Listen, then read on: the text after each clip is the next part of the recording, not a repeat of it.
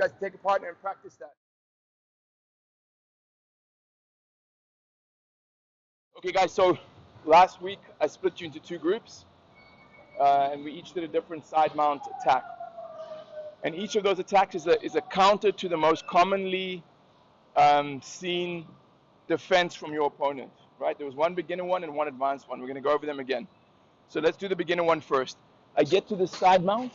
Here, I'm controlling my opponent, and he starts pushing against me here to try to create space. Or he doesn't even push, but he just places his arm there. As long as he's not gripping on my collar, I know there's a big potential for this finish to happen. It won't work if his arm is gripping. He has to have made the mistake of letting that hand float around unconnected. And for the guy on the bottom, this is good for you, for your side mount defense. This hand is extremely vulnerable in side mount. You want to be holding something, either your gi or his gi. You want to close that chain. You guys got that? Okay, so I get to side mount, and my buddy's here, and he starts pushing on me here. So I'm going to use this to set up an Americana. And the way I'm going to do this, I'm going to switch my hips and let him feel that he's pushing me backwards a little bit. But I'm not going to fall over backwards because this leg is bracing me, right? So he might even push a little bit, but I'm still pretty braced here. And then I'm going to, what I call load the gun. I do this. I throw my elbow back as hard as I can, and I bring my hand up to here, to by my ear, just so that I have a slight connection with the heel of my palm and the heel of his palm. That's what I'm looking for, as opposed to doing this. Because if I do this, what's going to happen? Dude's going to know something's up, and he's going to pull that elbow in and keep it safe, right? But here, he's not yet aware of the danger, right?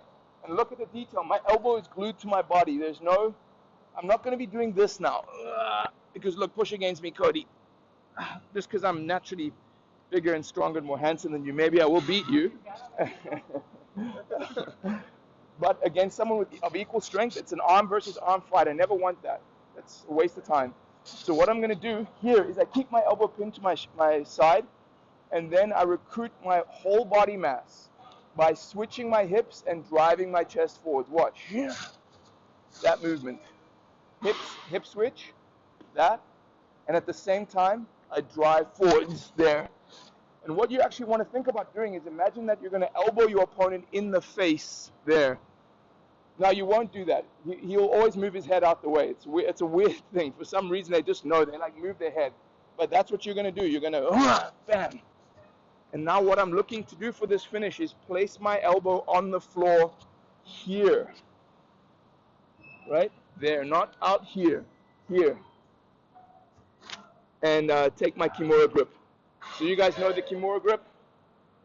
We were all taught to make it like a big frame like that. That's incorrect. The Kimura grip is wrist rolled over, elbows pulled to the center. If you could get to this position, that would be ideal. Here. What does this remind you of? T-Rex. The T-Rex, but it's the same as the wrist lock we did earlier. Just sit up, please. Look, it's the same thing. Look at my elbow. One. So you see, I'm pulling my elbows when I apply. It's not out here. It's there. Same thing. I'm bringing my elbows close to my center where they're stronger. And then to apply, guys, you all know this by now. I've pulled everything in towards the center, and then it's two tiny movements. The one is pulling his elbow in towards his rib cage, and the other is lifting that elbow up towards the floor, and he's going to tap. So one more time. I'm fighting in the side bounce. I know it's time to do this attack when Cody's arm is positioned here, and I can see or feel that he's not gripping. His hand's just floating. So what do? What's the first thing I do, Aaron? So that's the second. First thing?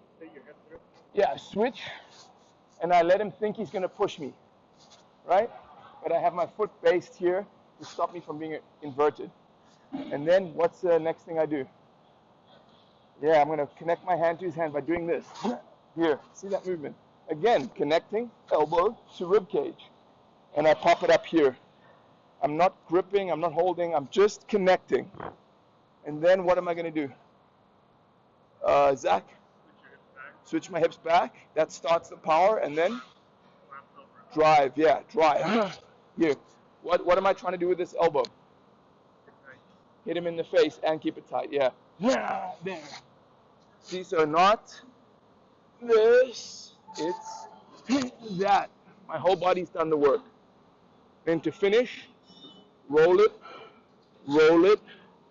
elbows into my center. And what you can even do to make it even stronger is pull your center closer to your hands. Here. It's even worse. And then to apply, lift the elbow, and it's done. You guys got this. This is still, that was the second submission I ever learned, and it's still in my top 5 of ones I actually catch dudes with in training, 100%. Even high grades, I catch them a lot, especially when they're getting tired, they get sloppy. You know, you might pass his guard and he forgets to hold.